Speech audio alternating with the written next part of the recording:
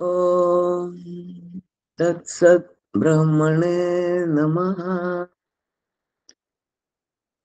येने ऋताः प्रवर्तन्ते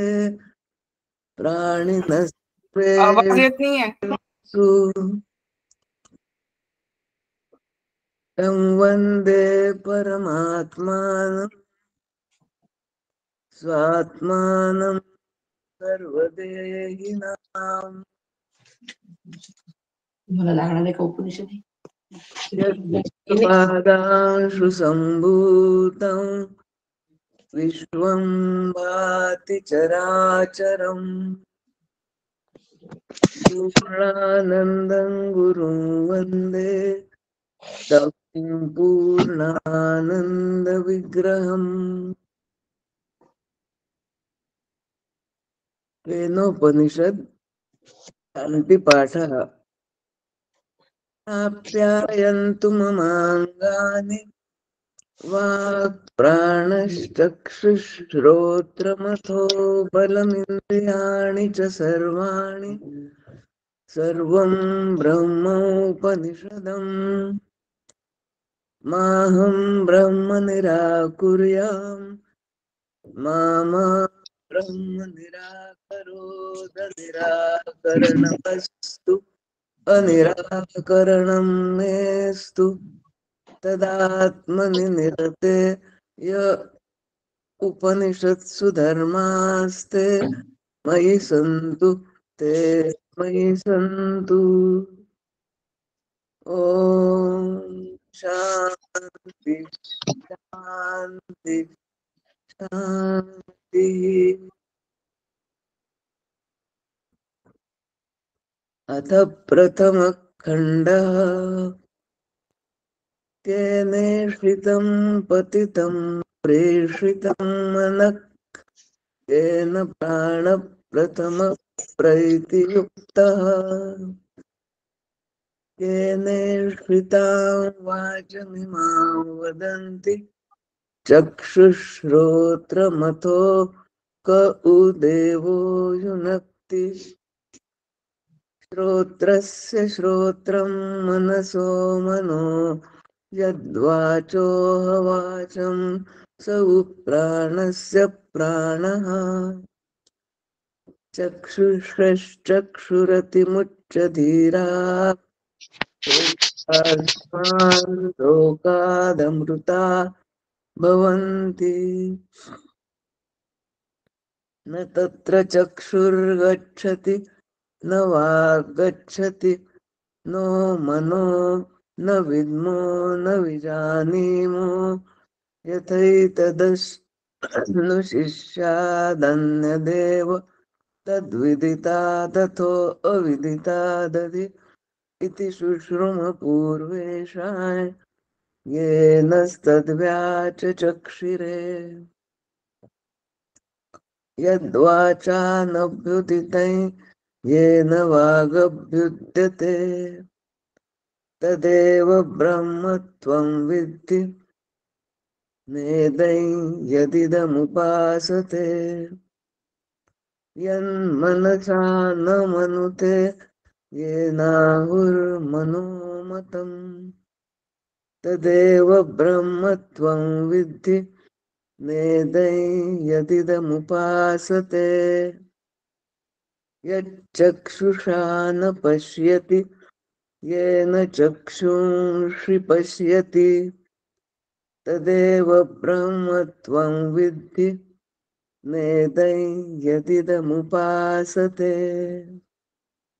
यच्छ्रोत्रेण न शृणोति येन श्रोत्रमिदं श्रुतम् तदेव ब्रह्मत्वं विद्धि नेदं यदिदमुपासते यत्प्राणेन न प्राणिति येन प्राणः प्रणीयते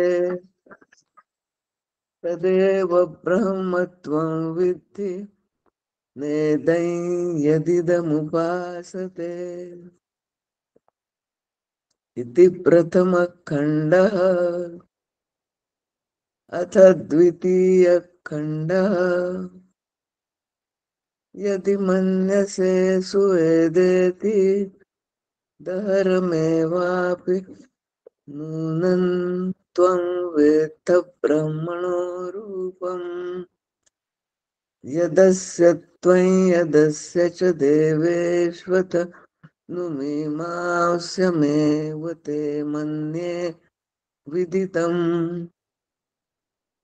नाहं मन्ये सुवेदेति नो न वेदेति वेद च यो नस्तद्वेद तद्वेद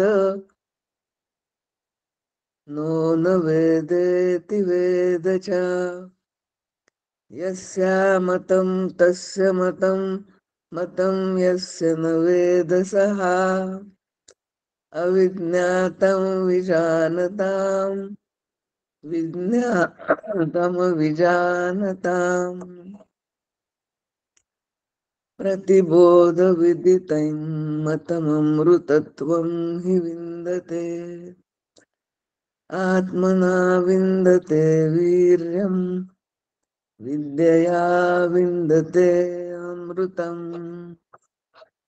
इह चेदवेदी तथ सत्यमस्ति न चेदिया वेदीन्महती विनष्टिः भूतेषु भूतेषु विचित्य धीराः प्रेत्यास्माल्लोकादमृता भवन्ति इति द्वितीयः खण्डः। हरिः ओम् श्रीगुरुभ्यो नमः। हरिः ओम्।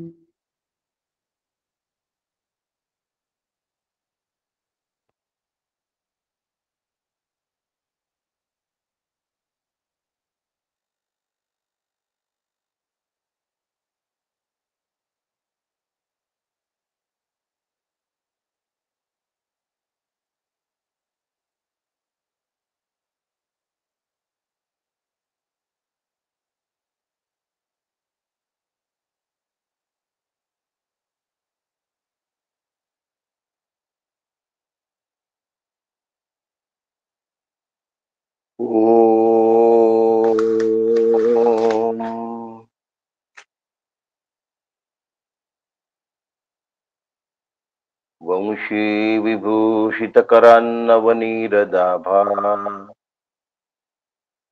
पीताम्बरादरुणबिम्बफलाधरुष्टा पूर्णेन्दुसुन्दरमुखादरविन्दनेत्रा कृष्णात् परं किमपि तत्त्वमहं न जाने। शास्त्रं शारीरकमीमांसा देवस्तु परमेश्वरः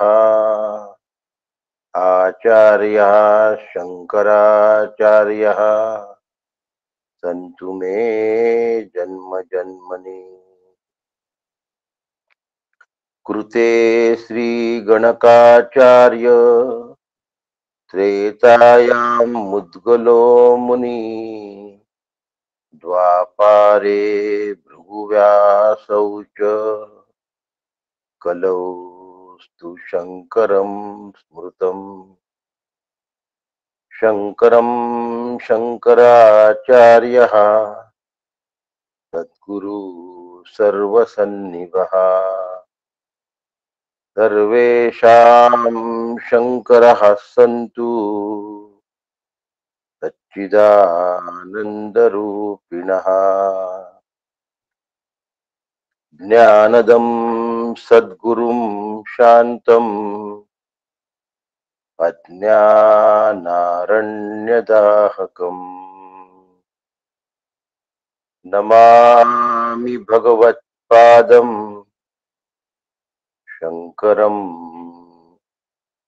नमामि परमाचार्यं श्रीमत्शङ्करधारिणम् सदाशिवसमारम्भाम् शङ्कराचार्यमध्यमाम् अस्मदाचार्यपर्यन्ताम् वन्दे गुरुपरम्पराम् वन्दे गुरुपरम्पराम्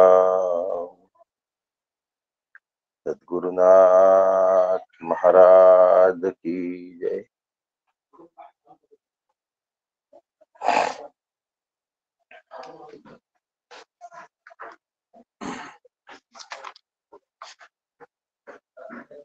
ओम आप्यायन्तु ममाङ्गानि वाक्प्राणचक्षुश्रोत्रमथो बलम् इन्द्रियाणि च सर्वाणि सर्वं ब्रह्मोपनिषदम् माहं ब्रह्म निराकुर्याम् मा ब्रह्म निराकरो अनिराकरणमस्तु निराकरणं मेस्तु तदात्मनि निरतेय उपनिषत्सु धर्मास्ते मयि सन्तु ते मयि सन्तु। ओम शांति शांति शांति। हरि ओम।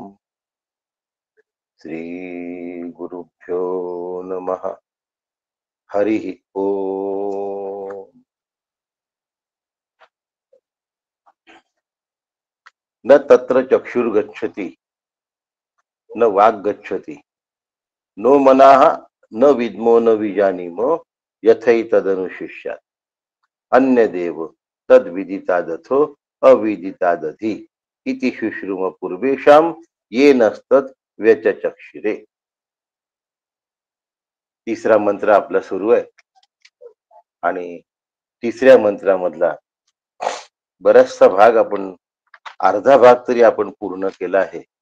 न विद्मः न विजानीमो या विषयावर आपण आहे। कसं आहे,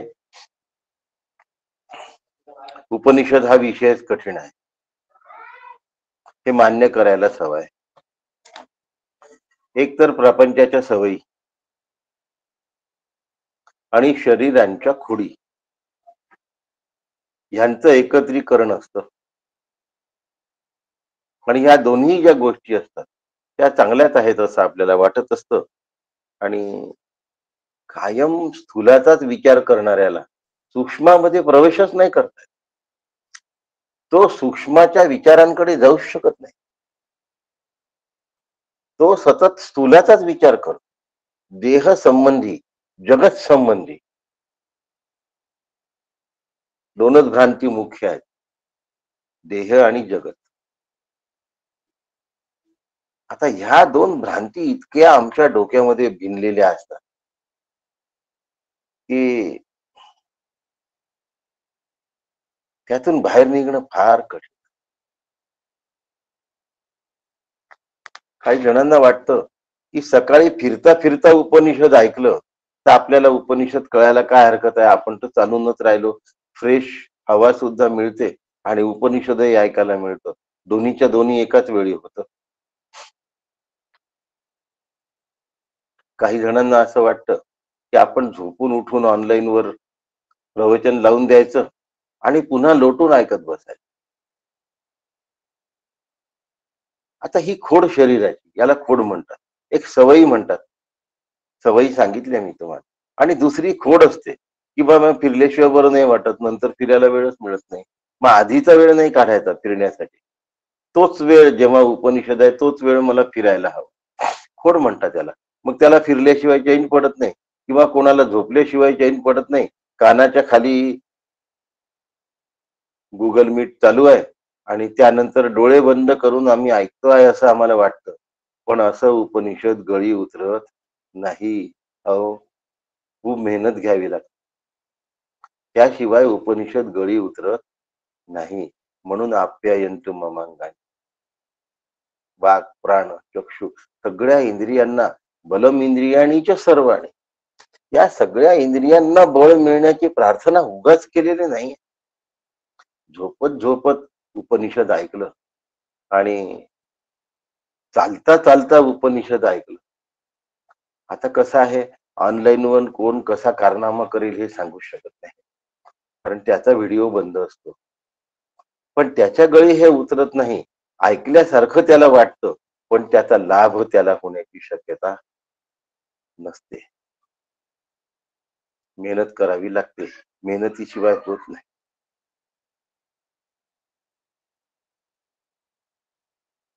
काकांनी स्नान करून घ्यायला सांगितलंय आम्हाला. काका असे डायरेक्ट बोलत नसतात. काका फक्त हिंट पास करतात. काकांनी आम्हाला कधी सांगितलं नाही की तुम्ही आंघोळ करून उपनिषद घ्या म्हणून. पण काका कुठल्याही कार्यक्रमाला, प्रवचनाला जायचे असले तर पहिले स्नान करतात. संध्याकाळी सुद्धा स्नान करतात.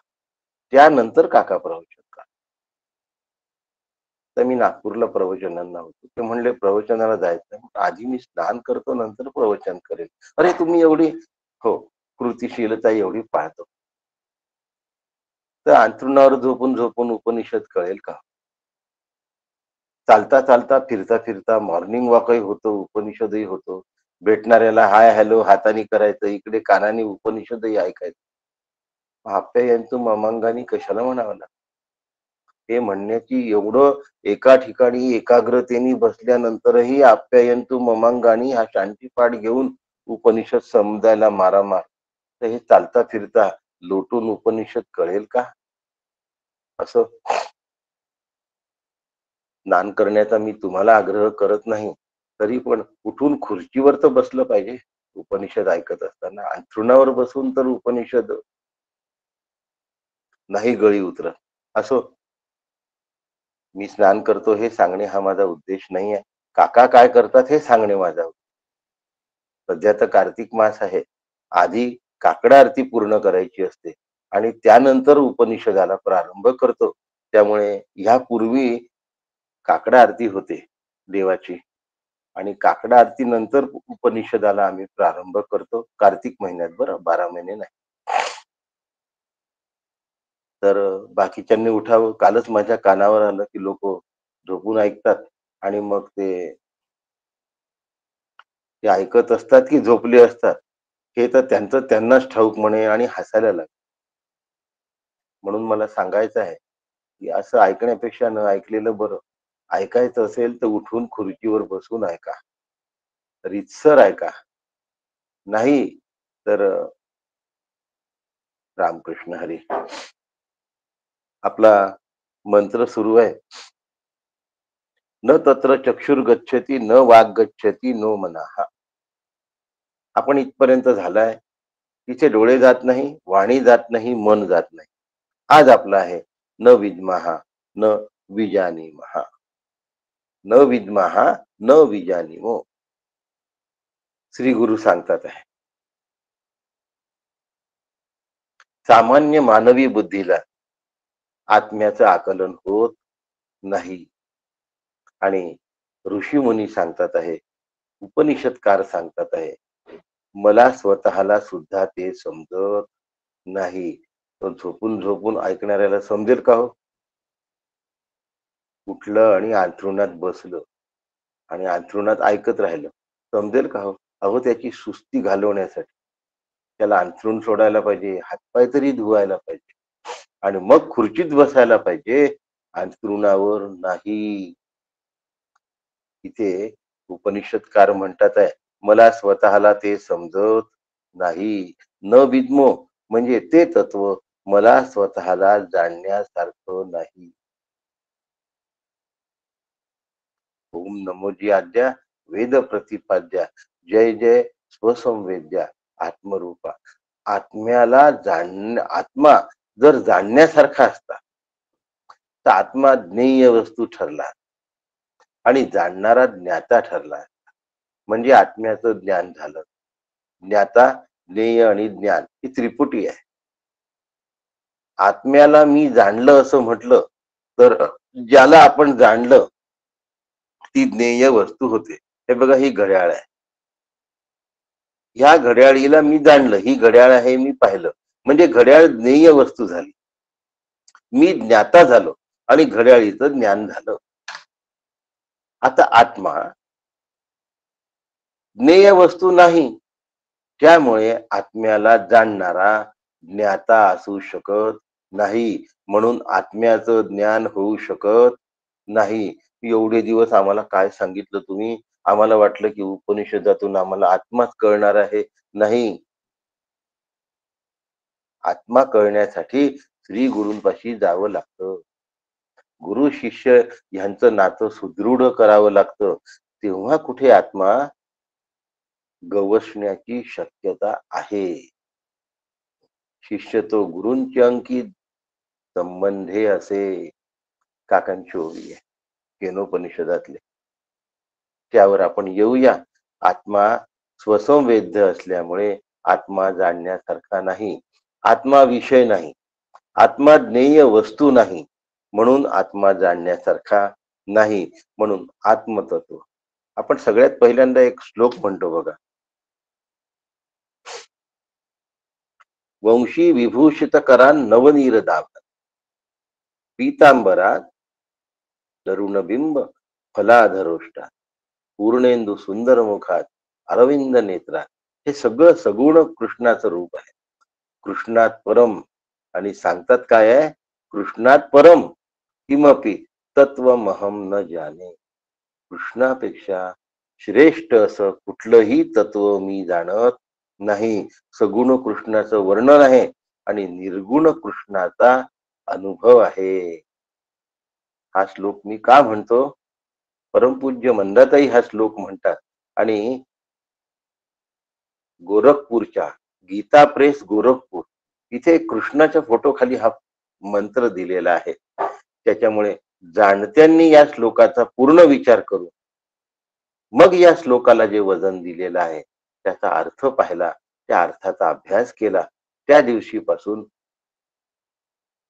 हा श्लोक मी म्हणतो. यात तत्वही आहे आणि सगुणताही आहे. सगुण हेच निर्गुण आहे, पण निर्गुण तत्वाचं आकलन न होत असल्यामुळे पहिल्यांदा सगुणाला आलंबनाला धरावं लागतं. काल आपलं झालंय का? हो झालंय. आलंबन आहे आणि ते आलंबन निर्गुणाचं आहे. म्हणून तुमच्या घरी जे कोणते देव असतील, माझ्या घरी भगवान गोपाल कृष्ण आहे, कुणाच्या घरी राम असतील, कुणाच्या घरी दत्त असतील, कुणाच्या घरी महादेव असतील, कुणाच्या घरी देवी असेल, कुणाच्या घरी गणपती असेल, परंतु कुणाच्या घरी कुठल्याही देवाचं रूप असलं तरी ते निर्गुण ब्रह्माचं आलंबन आहे, हे लक्षात ठेवा. मी मुख्य देवांची नावं घेतली आहेत. या व्यतिरिक्त कोणाकडे कोणतं असेल तरीही त्यांनी हे समजावं की आपल्याकडे असलेले देव हे निर्गुण ब्रह्माचं सगुण आलंबन आहे. म्हणजे आपण ज्या देवांची पूजा करतो आहे ती देवांची पूजा नसून प्रत्यक्ष ब्रह्मस्वरूपाचं पूजन आहे. कारण तदेव ब्रह्मम तम विद्धी नेदम यदिद न उपास. ब्रह्मस्वरूपाची उपासना केल्या जाऊ शकत नाही. ब्रह्म अनुपास्य आहे. आता हे 4-5 लाईनीनी उपासना कशी केल्या जाऊ शकत नाही असं केनोपनिषदात पुढले मंत्र आहेत. त्यावेळेला हा उपासनेचा भाग अधिक स्पष्ट करू. पण आज लक्षात ठेवा की आपण ज्याही देवाची पूजा करतो ते ब्रह्माचं आलंबन आहे. श्री गुरूंची पूजा श्री गुरु ब्रह्माचं आलंबन नाही. श्री गुरु साक्षात ब्रह्म आहेत. नाही तर मग सगळ्या देवांना आलंबन म्हणायचं आणि गुरूंनाही आलंबन म्हणायचं. गुरु आलंबन नाही, गुरु देव नाहीत, गुरु देवाचेही देव आहेत. जगी थोरला देव तो चोरलाच आहे. आणि म्हणून सर्वश्रेष्ठ देव श्री गुरु का बरं आलंबन नाहीत? श्री गुरूंना आलंबन का करायचं नसतं? ब्रह्मरूप व्हायचं आहे म्हणून श्री गुरु आलंबन नाही. मग श्री गुरु ब्रह्म आहेत का? बोलण्याकरता साक्षात ब्रह्म आहेत, पण असण्याकरता परब्रह्म आहे. श्री गुरु परब्रह्म का बरं?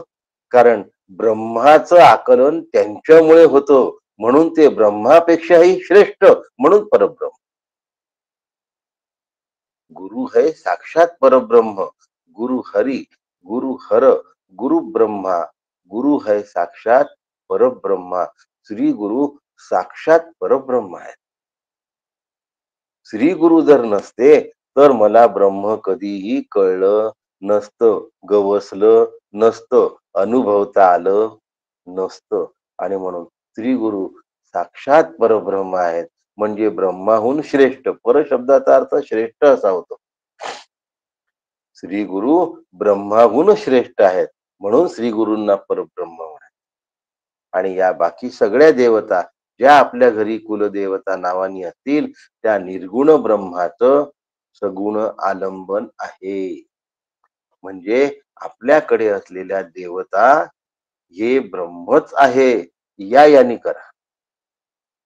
एदम यदिद न उपासते, म्हणून ब्रह्माची उपासना होत नाही. माझ्या वडिलांनी सांगितलं होतं की आपल्याकडला श्रीकृष्ण साक्षात ब्रह्म आहे. एका व्यक्तीने नवस बोलण्याचा प्रयत्न केला आमच्या घरी. माझे वडील म्हणाले त्याचा नवस पूर्ण होणार नाही, कारण ब्रह्माला नवस नाही करता येत. देवतांच्या समोर नवस पूर्ण होऊ शकतो, परब्रह्मासमोर नवस पूर्ण होऊ शकत नाही. नाही झाला, नाहीच झाला. म्हणून पंढरीच्या पांडुरंगासमोर नवस बोलल्या जात नाही. बाकी सगळ्या देवळांमध्ये, त्या देवांमध्ये नवस बोलले जातात, पाळणे हलवले जातात, नारळ लावले जातात, काय काय आणखीन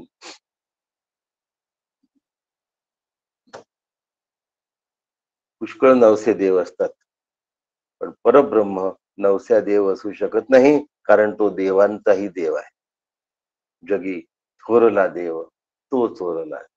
या ठिकाणी महादेव शब्द जर वापरला, त्याचा अर्थ शंकर असा न घेता सगळ्या देवांपेक्षा श्रेष्ठ, महान अशा अर्थाने. म्हणून आपल्याकडे असलेल्या जे जे देव आहेत त्यांना प्रत्यक्ष ब्रह्म समजून काय करायचं?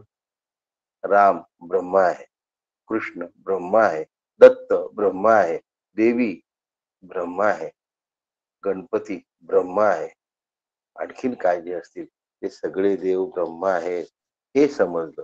काल उदाहरण दिलं होतं की आपल्याला जर बसचं तिकीट मिळालं आणि आपण ते असं हातात धरून तर नेऊ शकत नाही, ते पाकिटात ठेवतो. मध्ये मध्ये पाकिटाला हात लावला की तिकीट आहे असं वाटतं. तसं सगुणाचे आधारे निर्गुण पाविजे निर्धारे, हे समजण्यासाठी संतांच्या संघाची अत्यंत गरज आहे.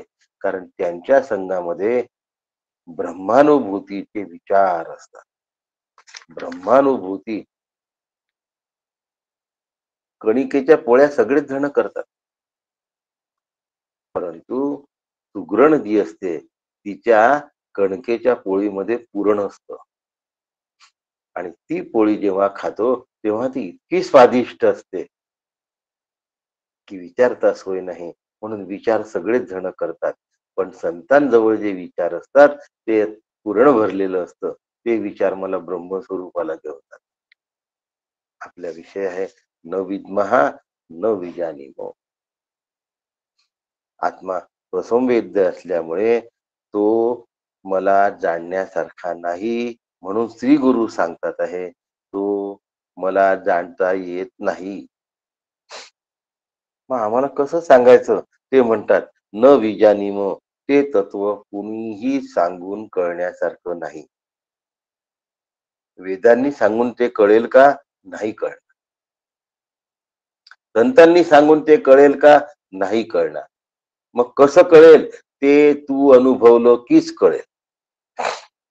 खूपदा असं होतं की बुद्धिगम्य शब्दज्ञान जे असतं त्यांनी आत्मा काय आहे कळतं, जीव काय आहे कळतं, जीवच आत्मा कसा आहे असं कळतं, आत्माच ब्रह्म कसा आहे असं कळतं. अहम ब्रह्मास्मी म्हणायलाही तो तयार होतो. पण कुणी सांगितल्याने कळतं आणि सांगितल्या वाचून कळतं, ह्याच्या पलीकडे आत्मा आहे. म्हणून नायम आत्मा प्रवचनेन लभ्या. प्रवचनाने आत्मा कळत नाही. आणि दुसरीकडे म्हणतात स्वाध्याय प्रवचनाभ्याम न प्रवदितव्यम. प्रवचन आणि स्वाध्याय सोडू नका. म्हणजे प्रवचनाशिवाय तो कळत नाही, पण प्रवचनाने तो कळतो असं म्हणता येत नाही. शब्दज्ञान हे उंबरठ्यापर्यंत घेऊन जात. 9 प्रमाणांमधलं सर्वश्रेष्ठ प्रमाण जर कोणतं असेल तर ते शब्द प्रमाण आहे. आणि शब्द प्रमाण तिथपर्यंत घेऊन जातं. वेळ मिळाला तर सांगेन मी तुम्हाला प्रमाण, नाही तर फक्त उल्लेख करीन, अभ्यास करून घ्यायचा. आत्मा अरे वा श्रोतव्य मंतव्य निजिध्यासित. समर्थ ऐकण्यावर भर देतात यात शंका नाही, पण ऐकतच बसा असं म्हणत नाही.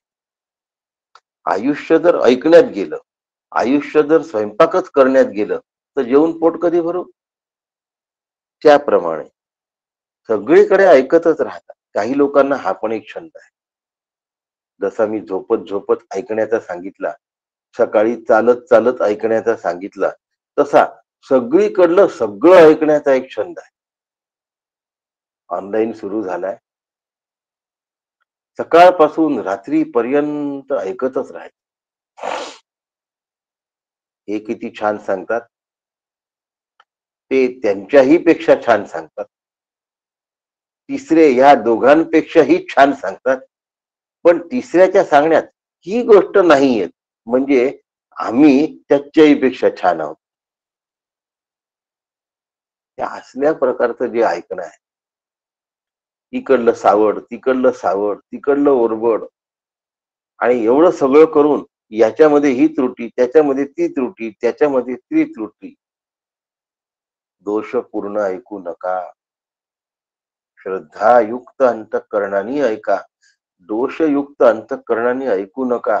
ऐकलं नाही तर चालेल, पण श्रद्धेने ऐकलं तरच त्याचा उपयोग होतो, नाहीतर उपयोग होत नाही. सगळंच ऐकत बसले तर काहीच उपयोग होत नाही. सगळंच वाचत बसले तर काहीच उपयोग होत नाही. काकांचं वाक्य आहे, वाचाल तर वाचाल. वाचलं तरच वाचाल बरं का. वाचाल तर वाचाल, वाचतच राहाल तर वाचण्याची शक्यता नाही. वाचाल तरच वाचाल, वाचतच राहाल तर वाचण्याची शक्यता नाही. म्हणून वाचण्यामध्येच आयुष्य अडकवून ठेवायचं आहे का? नाही. ऐकण्यामध्येच आयुष्य अडकवून ठेवायचं आहे का? ऐकणं फार कठीण भक्ती आहे बरं का. पहिलीच भक्ती एवढी कठीण आहे, आम्हाला वाटतं की आम्ही ऐकलं, पण तो जे सांगतोय ना त्याच्यापेक्षा मला 4 मुद्दे जास्तच चांगले समजतात. हा ऐकणाऱ्याचा जेव्हा भाव असतो ना, तेव्हा त्यांनी ऐकलेलं फुकट गेलाय.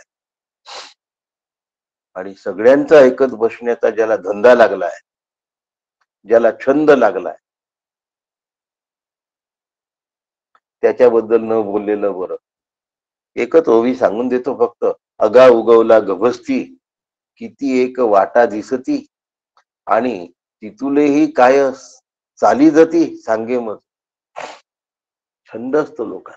आम्ही काय करावं, दिवसभर रिकाम बाहेर काहीतरी करण्यापेक्षा आम्ही ऐकत राहू. चिंतन करा ना ऐकल्यावर, लेखन करा, त्याचे पॉइंट्स काढा,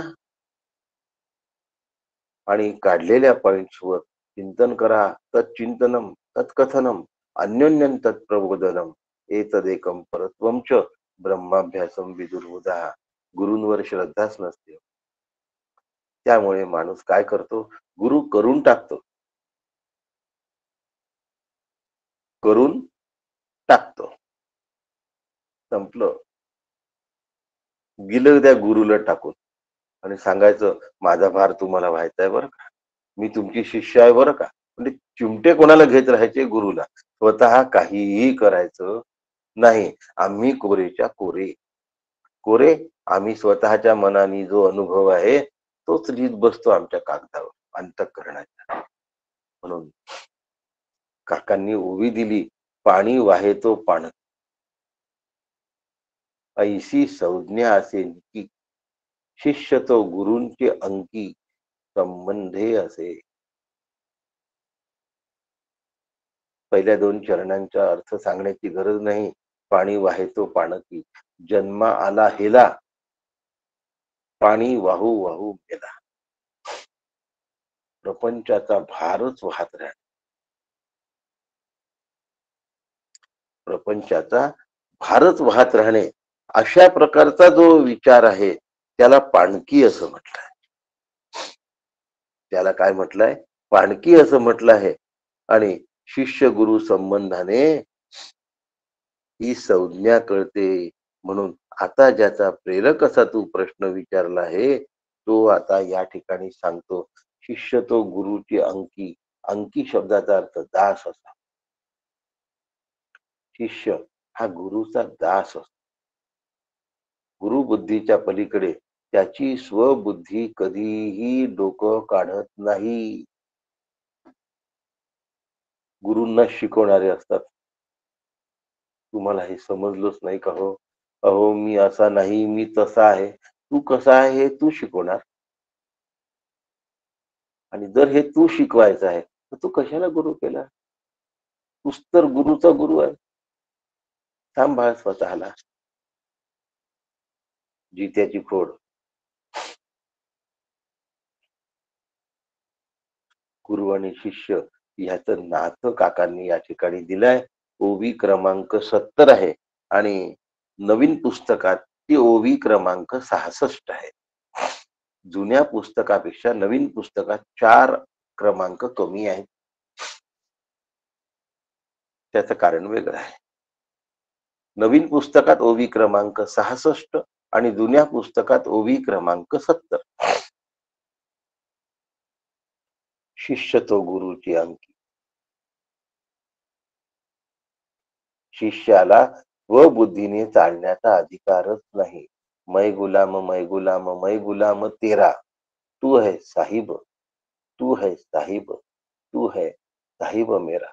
कबीरांचा हा दोहा मला खूप आवडतो. कबीरांनी स्वतःचं अंतःकरण गुरूंच्या चरणावर कसं समर्पित केलं हे बघा. आणि त्यांना गुरु केल्याबद्दल सगळ्या गावांनी विरोध केला आणि गुरु म्हणत होते की हा माझा शिष्य नाही. गुरु म्हणायचे की हा माझा शिष्य नाही. कबीर म्हणायचे की हे माझे गुरु आहेत.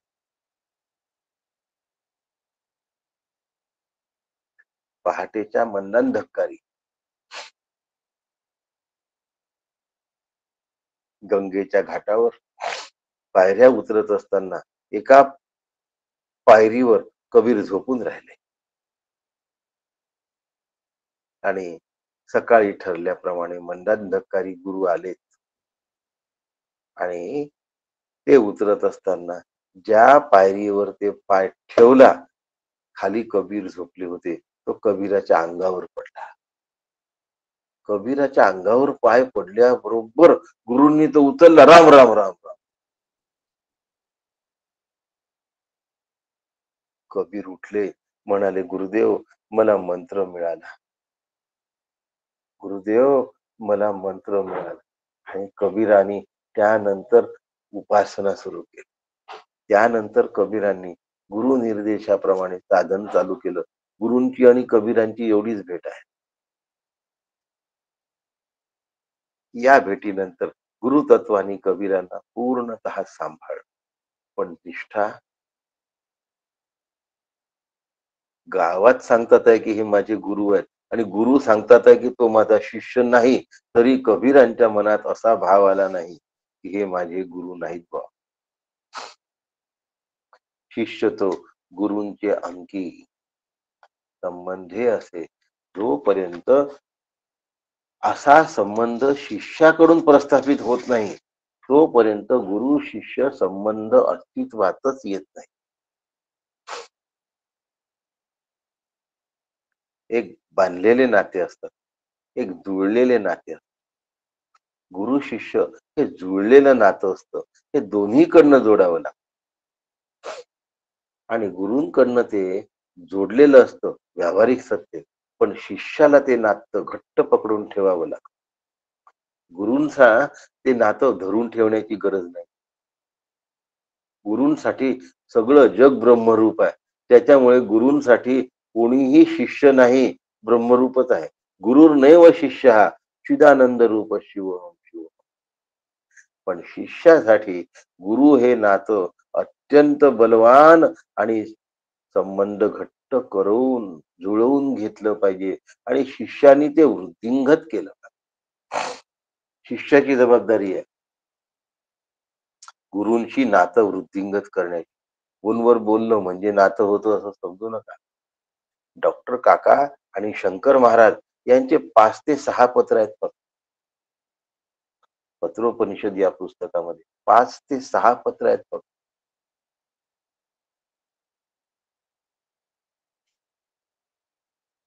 फार कमी भेटी आहे. गुरु आणि शिष्य वारंवार भेटले पाहिजे, वारंवार बोलले पाहिजे. फोन, व्हॉट्सअप, फेसबुक, इंस्टाग्राम हे असलं नातं नाही आहे. ते नातं हृदयाचं आहे. न विद्मो न विजानीमो यथैतदनुशिष्य.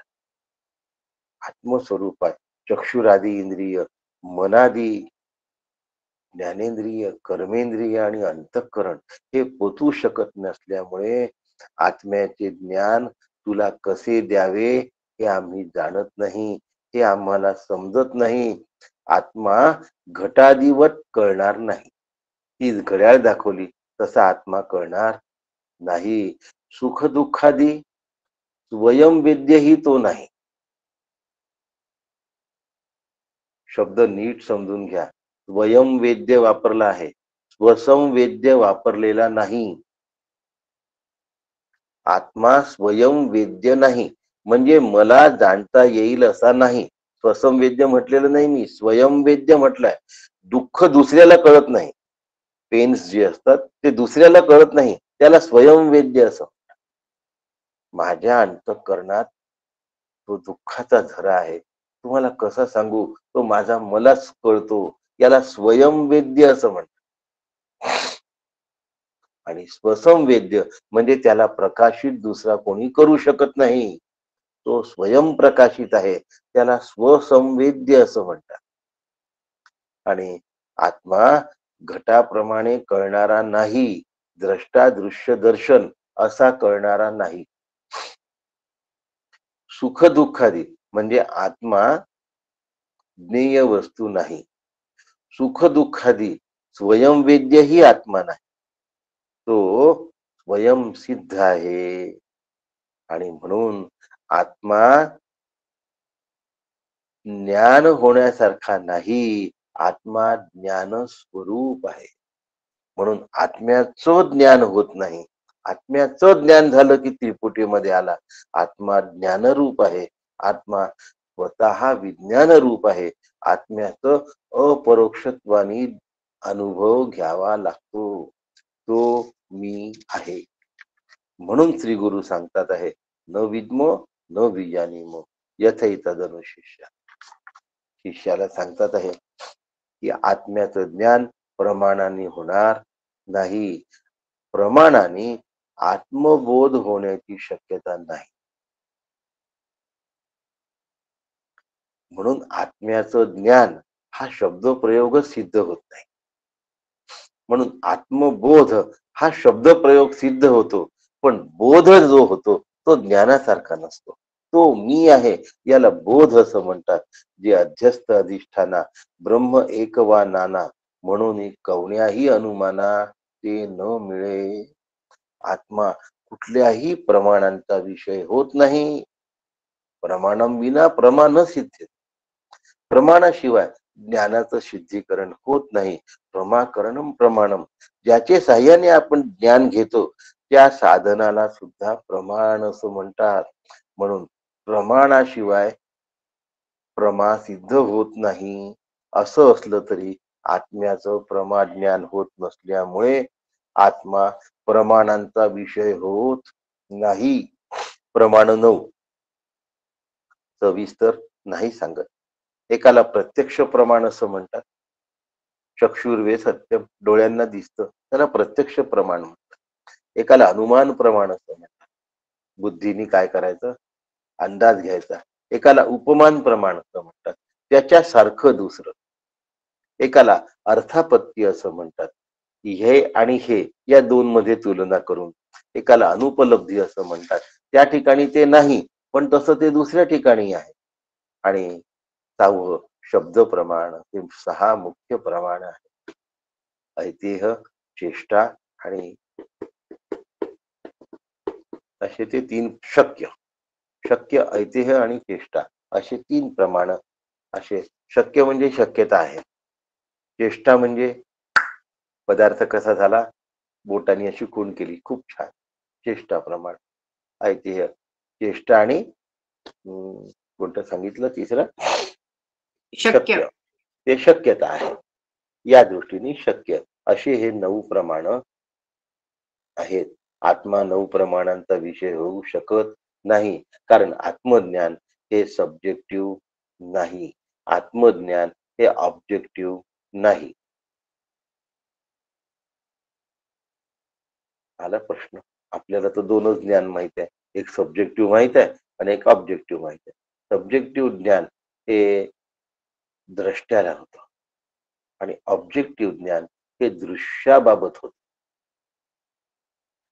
गुलाबाच्या फुलाचा रंग लाल आहे, हा सगळ्यांना लालच दिसणार. दिस इज ऑब्जेक्टिव्ह नॉलेज.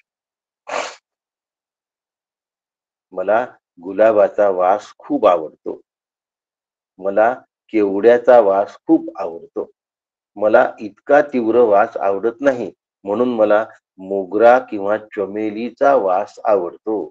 सब्जेक्टिव्ह. अत्तराचे 10 प्रकार तुमच्या समोर ठेवले. कोणाला मंद वासाचं अत्तर आवडतं, कोणाला तीव्र वासाचं अत्तर आवडतं. तीव्र वासाचं अत्तर सहसा जुम्मे टू जुम्मे असो. मंद वासाचं जे अत्तर असतं ते आवडणाऱ्यांची संख्या पण आहे आणि याला सब्जेक्टिव्ह नॉलेज असतं. आणि द्रष्टा नेहमी दृश्याला पाहू शकतो अथवा समजू शकतो, पण दृश्य कधीही द्रष्ट्याला पाहू वा समजू शकत नाही. आत्मा हा कधीही प्रमाणांनी जाणल्या जाऊ शकत नाही. आत्मा हा प्रमाणाने सिद्ध केल्या जाऊ शकत नाही, म्हणून आत्म्याला अप्रमेय म्हणतात. अप्रमेय. म्हणून आम्हाला लक्षात ठेवलं पाहिजे की इंद्रियांपासून आत्म्याला कुठल्याही प्रकारचा अनुभव येणार नाही. मनापासून सुद्धा आत्म्याला कुठलाही अनुभव येणार नाही. बुद्धीमुळे सुद्धा आत्म्याचा कुठलाही अनुभव येणार नाही. मन सर्व प्रकारचा विचार करेल, चिंतन करेल, बुद्धी निश्चय करेल. विषय, व्यक्ती, प्रसंग, राग, द्वेष, काम, क्रोध, भय सगळं चिंतन करता येईल, पण आत्म्याचं चिंतन करता येणार नाही. आत्मसाक्षात्कार हा आत्मतत्वाचा अनुभव वेगळेपणाने घेऊन कधीही येत नाही, म्हणून याला बोध म्हणतात. आत्मबोध. ध्यानामध्ये काही लोकांना गंधांचे अनुभव येतात. सुंदर सुंदर सुगंध येतात ध्यानकाळी, परंतु हे सगळं येत असलं तरी हे मनशुद्धीचं लक्षण आहे, आत्मस्वरूपाचं नाही. काही जणांना प्रकाश दिसतात. रक्त, श्वेत, कृष्ण आणि नील 4 प्रकारचे ते प्रकाश असतात. पाहायचा प्रयत्न करू नका. ज्यांना दिसतात त्यांच्यासाठी सांगतो आहे. आणि या अनुभवामध्ये न अडकता गंधांच्या, प्रकाशाच्या अष्टसात्विक भाव आहेत ते सगळे निर्माण होतात, पण आपली साधना या अनुभवामध्ये अडचणीत येते. यालाच ब्रह्मानुभव समजतो किंवा माणूस रमतो. पण ही आत्मरूपता नव्हे, नव्हे, नव्हे. पक्क लक्षात ठेवा.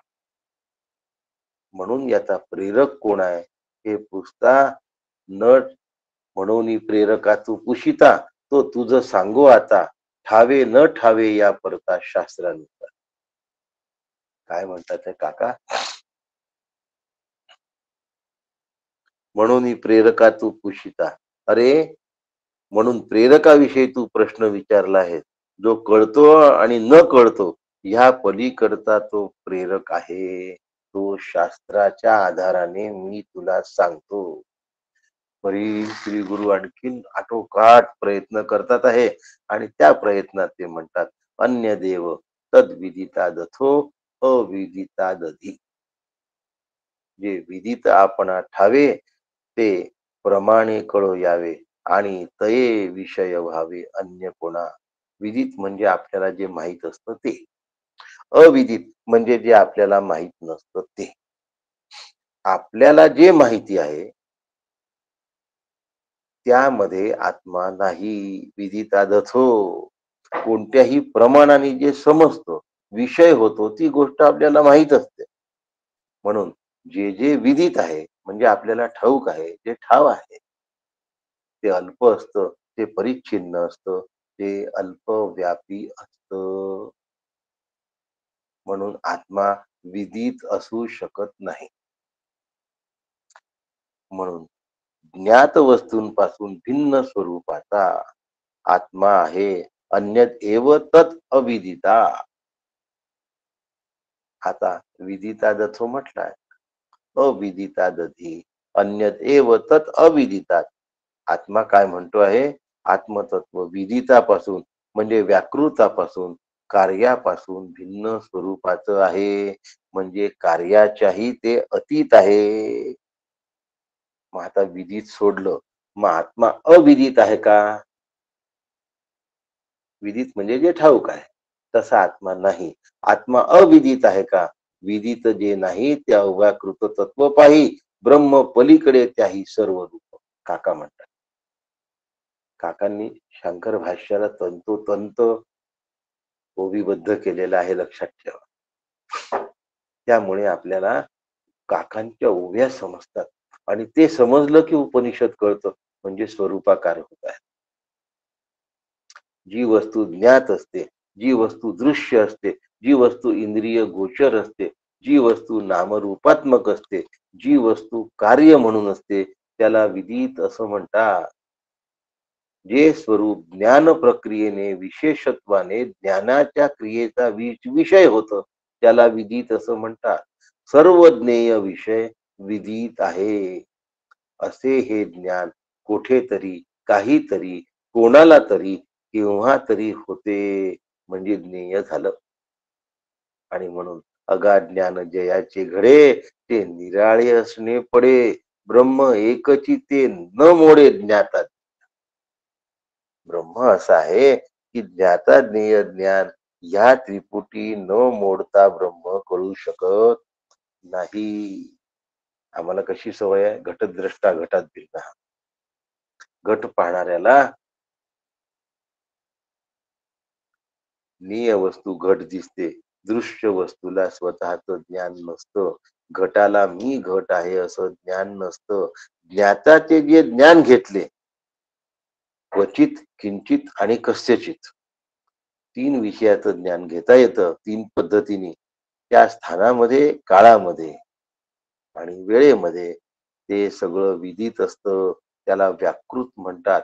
व्याकृत शब्दाचा अर्थ व्यक्त झालेलं,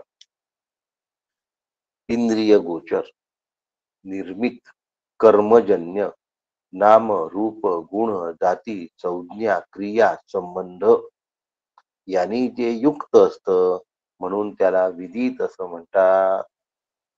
म्हणून क्वचित, किंचित आणि कस्यचित हे तीनही शब्द विदित साठी वापरले जातात. विविध प्रत्यय गोचरम विश्वम. आचार्यांनी विदित शब्दाची व्याख्या भाष्यामध्ये केली आहे की अनेकविध नामरूपांनी प्रत्ययाला येणारे दृश्य विषयांचे अनुभव म्हणजे विश्व. म्हणून आचार्य म्हणतात विश्वातलं सगळं ज्ञान विदित आहे. जे जे विदित ते ते अल्प, जे जे विदित ते ते मर्त्य, जे जे विदित ते ते नाशवान, जे जे विदित ते ते दुःखरूप, जे जे विदित ते देश काल वस्तू परिच्छिन्न म्हणजे मर्यादित. जातस्य हि ध्रुव मृत्यू ध्रुवम जन्म मृतस्य च. आणि या सगळ्या नाशवान गोष्टी संपणाऱ्या आहे. देश म्हणजे तेच ठिकाण, वस्तू म्हणजे जन्म मृत्यू, काल म्हणजे वर्तमान भूत भविष्य याच्या अतीत, म्हणून अविदिता दधी. म्हणून अज्ञात आहे मग ती वस्तू. ज्ञात वस्तू ब्रह्म नाही असं तुम्ही म्हणता. मग अज्ञात वस्तू म्हणजे ब्रह्म आहे का? तर अज्ञात वस्तू विषयांपासून भिन्न स्वरूपाची. मग आता अज्ञात म्हणजे काय? ज्याच्यापासून भिन्न आहे. अविदिता दधी. अज्ञात वस्तूपेक्षाही ब्रह्म वेगळे आहे, भिन्न आहे. ज्ञात वस्तू ब्रह्म नाही. मग ब्रह्म अज्ञात आहे का? ब्रह्माला अज्ञात म्हणता येत नाही, कारण ब्रह्माचा अनुभव येतो. ज्याचा अनुभव येतो त्याला अज्ञात कसं म्हणतात? म्हणून जे स्वरूप ज्ञानाचा आणि अज्ञानाचाही विषय होत नाही त्याला अविदिता दधी असं. जाणीव नेणीव भगवंती नाही. जड होत आहे मला माहिती आहे.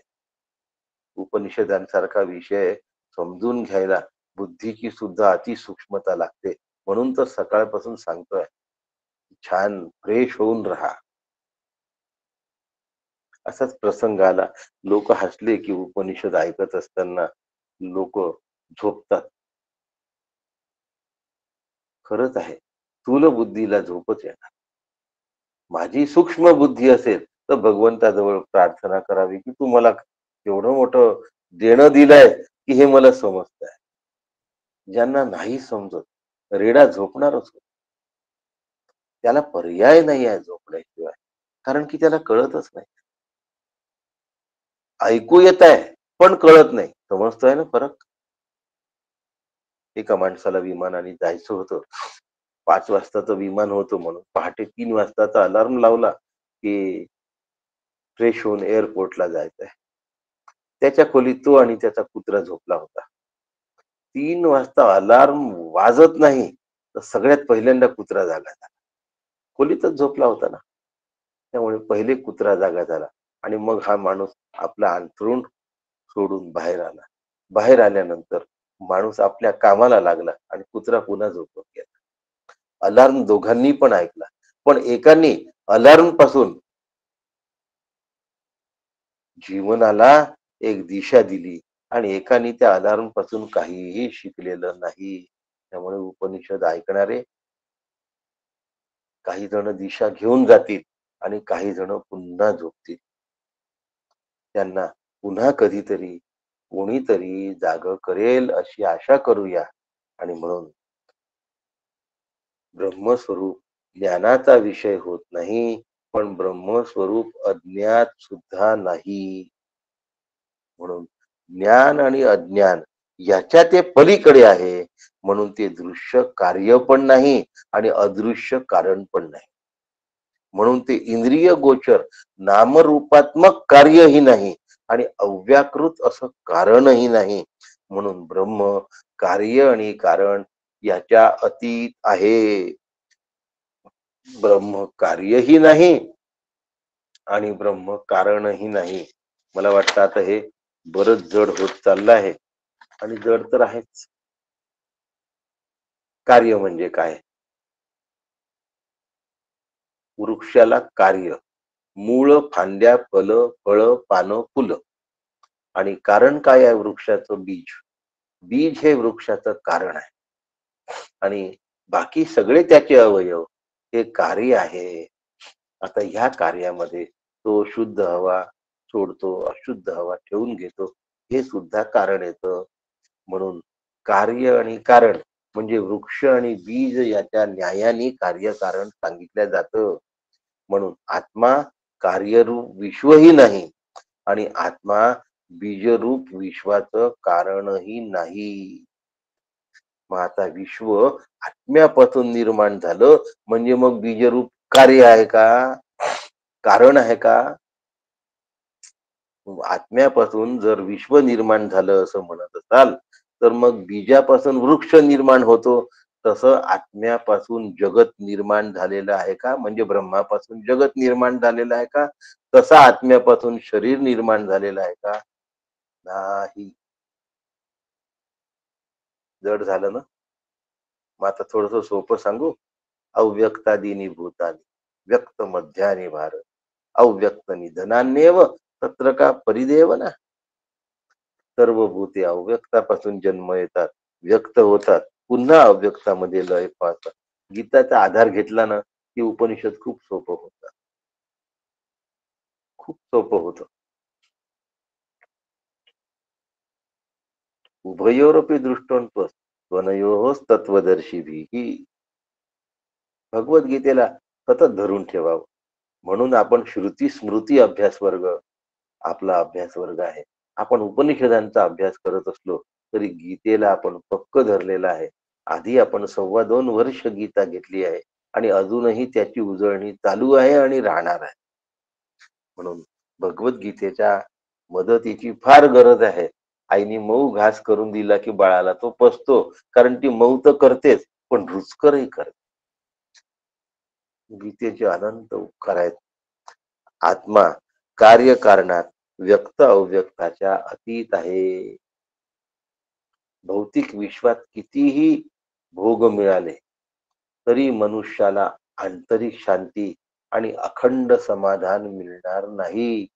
नाहीतर विदेशामध्ये राहणारे लोक अत्यंत समाधानी राहिले असते. ते आपल्यापेक्षा समाधानी आहे असं आपल्याला वाटत असेल, पण त्यांच्याकडे 4 गोष्टीच्या न्यूनता आहेच. नास्ति ततः सुख लेशः सत्यम. नुसती जागा बदलली आणि देश बदलला तर तुम्ही आत्यंतिक सुखी झाले असं चुकून सुद्धा समजू नका. स्वामी मुक्तानंद म्हणून एक सत्पुरुष होते, मुंबईला भिवंडीच्या जवळ. त्यांना एका डॉक्टरनी प्रश्न विचारला होता की भारतात बऱ्याच अडचणी आहेत, तर मी रशियात जाऊन प्रॅक्टिस करू का? तुम्ही हो म्हणत असाल तर मी करतो, कारण माझ्या समोर अशा अशा अशा अशा अडचणी भारतामध्ये आहेत. त्यांनी त्याला लेखी उत्तर दिलं होतं की भारतामध्ये जर तुझ्या समोर 10 अडचणी असतील तर रशियात गेल्यानंतर त्या 10 अडचणी तुझ्या सुटतील. हा तू विचार करण्या इतका सुज्ञ आहेस यात शंका नाही. त्यामुळे त्या अडचणी तुझ्या निश्चित सुटणार, म्हणूनच तू रशियामध्ये जाऊन प्रॅक्टिस करू इच्छितोस. पण तुझ्या प्रारब्धात ज्या 10 अडचणी लिहिलेल्या आहे त्या सुटणार नाही. रशियामध्ये गेल्यानंतर दुसऱ्या 10 अडचणी येतील. मी मुद्दाम दुसऱ्या देशांचे नावं घेतले नाही, मग वाईट वाटतं त्या देशात राहणाऱ्या लोकांना, म्हणून रशिया म्हणतोय. पण तुझ्या नशिबातल्या 10 अडचणी सुटणार नाही, फक्त अडचणींचं स्वरूप बदलेल. प्रारब्धानुरूप तुला ज्या 10 अडचणी येणार होत्या त्या 10 अडचणी तुला येणारच आहेत. फक्त अडचणींचं काय झालं, स्वरूप बदललं. नास्ति ततः सुख लेशः सत्यम. संसारामध्ये लेश मात्र सुख असू शकत नाही. मग अमेरिकेत गेल्याने आम्ही सुखी आहोत या भ्रमामध्ये माणसाने राहण्याची शक्यता काढून टाकली पाहिजे, कारण विषयात सुख असूच शकत नाही. नास्ति ततः सुख लेशः सत्यम. हे सत्य आहे की सुखाचा लवलेश नाही, लक्षात ठेवा.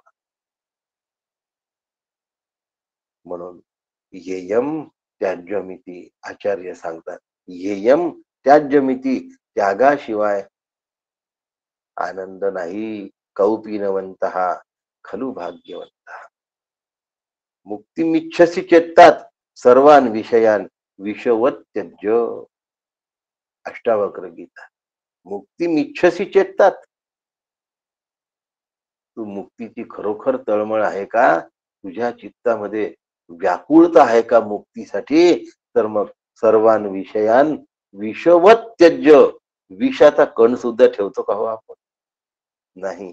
तसं विषयांचा लवलेश, नुसता विस्तारांचा नाही नाही लवलेश नास्ती तथा सुख लेश हा नित्य न कर्मणा न प्रजया न धनेन त्यागै रेके अमृतत्व मानुषु त्यागी माणूसच सुखी असतो लक्षात ठेवा.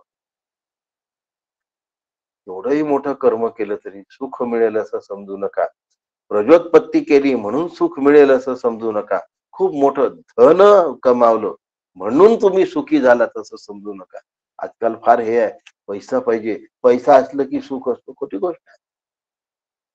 आरोग्य असलं की सुख असतं, खोटी गोष्ट आहे.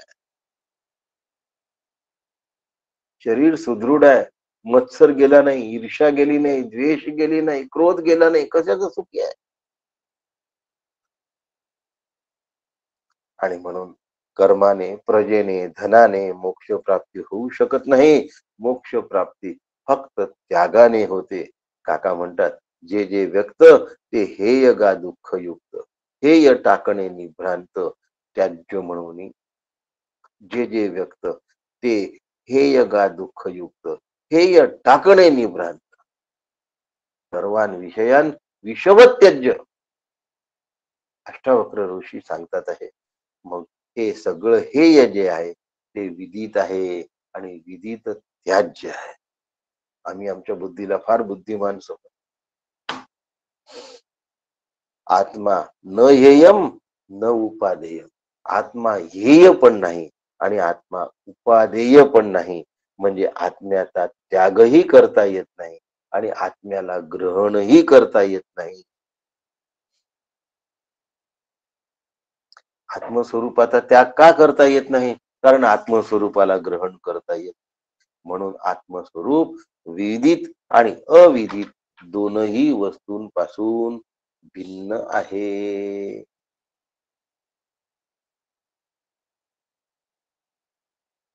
मग ते कसं आहे याचं उत्तर उद्या बघूया. उद्या हा श्लोक आपण पूर्ण करण्याचा प्रयत्न करूया आणि होईल अशी आशा करूया. आपल्या सगळ्यांना मी वंदन करतो आणि या ठिकाणी थांबतो. राम कृष्ण हरी. रामकृष्ण हरी माऊली. रामकृष्ण हरी.